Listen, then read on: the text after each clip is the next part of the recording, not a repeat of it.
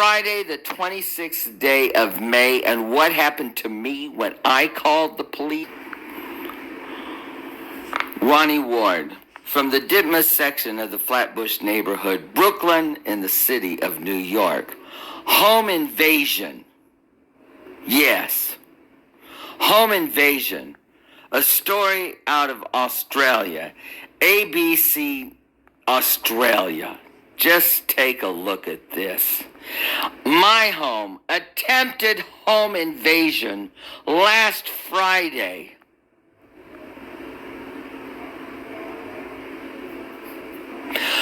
Friday, the 26th day of May, and what happened to me when I called the police and they finally showed up? I get involuntarily forced to go and spend 5 days in a psych ward.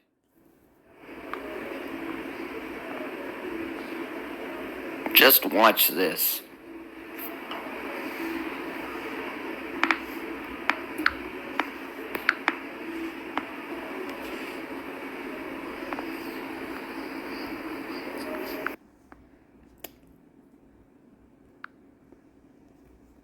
The next image you're going to see is a woman who was beaten and battered in her face, 70-some years old.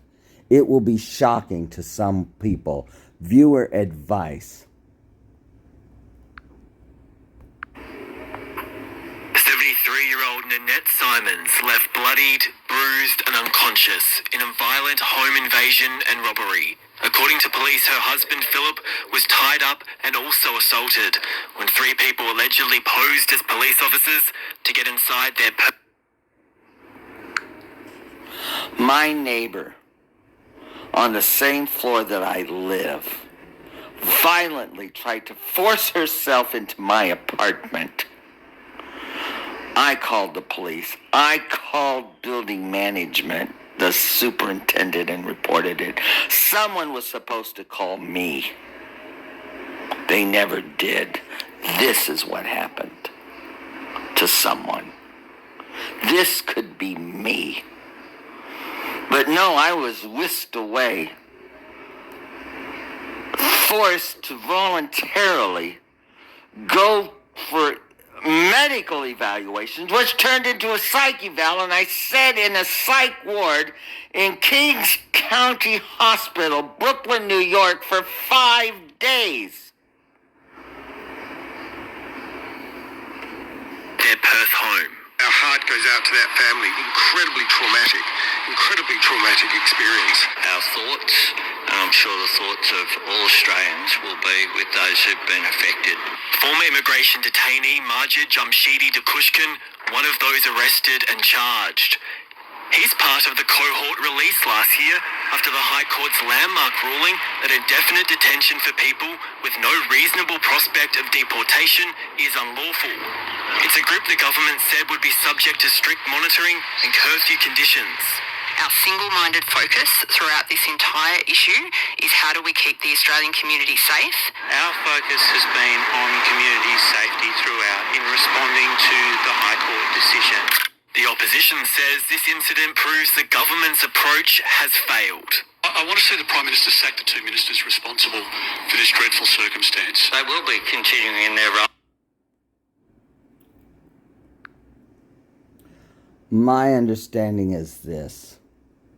The city of New York is now a no bail, meaning you don't have to pay bail to get out of jail.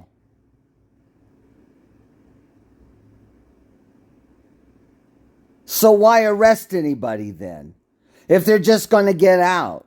But me, I was the person who was assaulted at my door, with me on the inside of my apartment, the tenant forcing their way in against the door, pushing me into my apartment, bruising my side.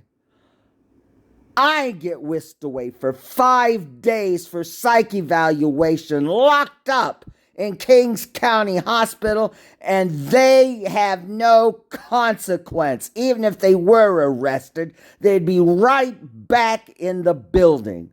It's outrageous. Awesome, Peter Dutton, another day, another bit of negativity. Late today, the Immigration Minister offered to speak directly to the victims of the WA attack, but he won't say whether the alleged offender was wearing an ankle bracelet or whether an application will be made to lock him up under preventative detention laws. I can say that applications are well underway to respond to preventative detention for the most serious and violent offenders. And again, these will be matters that have to be determined by a court. How long it might take to lodge the first application is unclear. Monty Boval, ABC News, Canberra. The rate of recidivism amongst this cohort of non-citizens may not be any higher than it is for Australians who've done jail time, but the government itself realised a different standard was expected here. It rushed through special laws after the release of these immigration detainees, which it said would keep the community safe.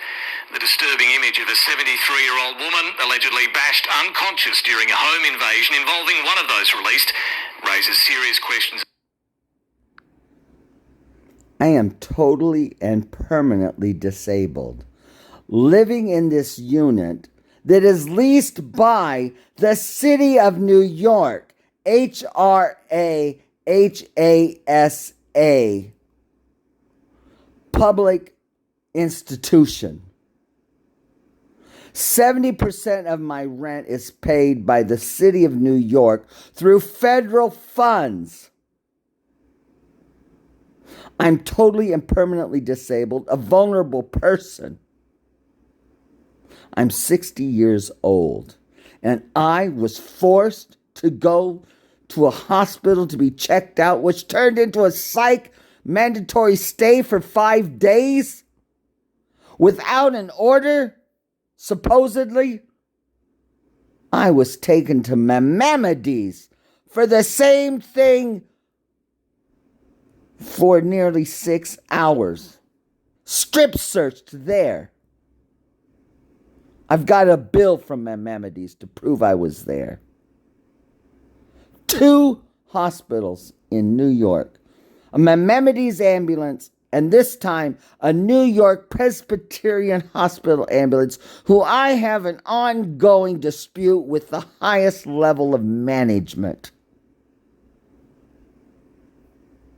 About whether those laws are working. 5 months on, no applications have yet been made to lock anyone back up under a preventative detention order. The government says that's because a very high legal threshold must be met. Thousands of documents are required to build each case. It doesn't want this regime knocked out by the High Court. This is proving to be a painfully slow process. Nor is it clear how many of the cohort have had their ankle bracelets removed. The ABC is aware of at least 5. The government simply won't say. The transparency and monthly reporting of such data promised 6 weeks ago still hasn't happened. It's unclear exactly how decisions are being made on monitoring this cohort, who has to wear an ankle bracelet and who can roam more freely in the community. While those questions remain unanswered, the political pressure will only... It's reported that as many as 60% of arrestees for the unrest on college campuses, on colleges in the city of New York, don't even attend the schools. Where are they from? Mayor Adams will not state where they're from, who they are, or provide any transparency.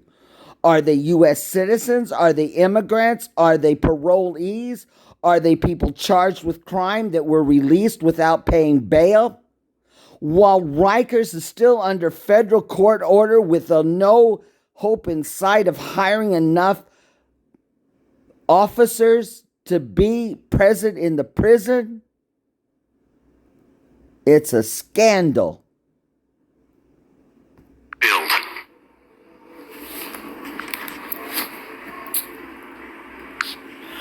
Ronnie Ward from the Ditmas section of the Flatbush neighborhood, Brooklyn, in the city of New York. Yes. I'm forwarding this to the Kings County District Attorney's Office, as well as the NYPD, New York Police Department Precinct, as well as my contact with the superintendent of this building, who is the go-between between tenants and management. The superintendent isn't responsible for the actions of management, nor is the superintendent responsible to maintain order in the building. 3rd day of March, Friday, 2024.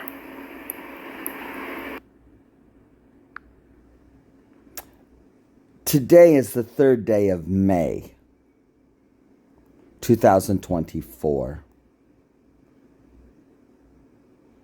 The incident took place on the 26th day of April, 2024. I remained at Kings County Hospital from Friday, the 26th of April, 2024, until Tuesday, the 30th day of April, 2024. It is now Friday, the 3rd day of May, 2024. I'm not going to take it any longer. It's time for accountability, responsibility, and the rule of law and order, and an end to anarchy in my building. NY Presbyterian Ambulance, Kings County Hospital, and Maimonides and Mount Sinai needs to be held responsible, as well as Samuel's Pharmacy in Manhattan at Mount Sinai West. Ronnie Ward, from the Ditmas section of the Flatbush neighborhood, Brooklyn, in the city of New York, the 3rd day of May, Friday, 2024.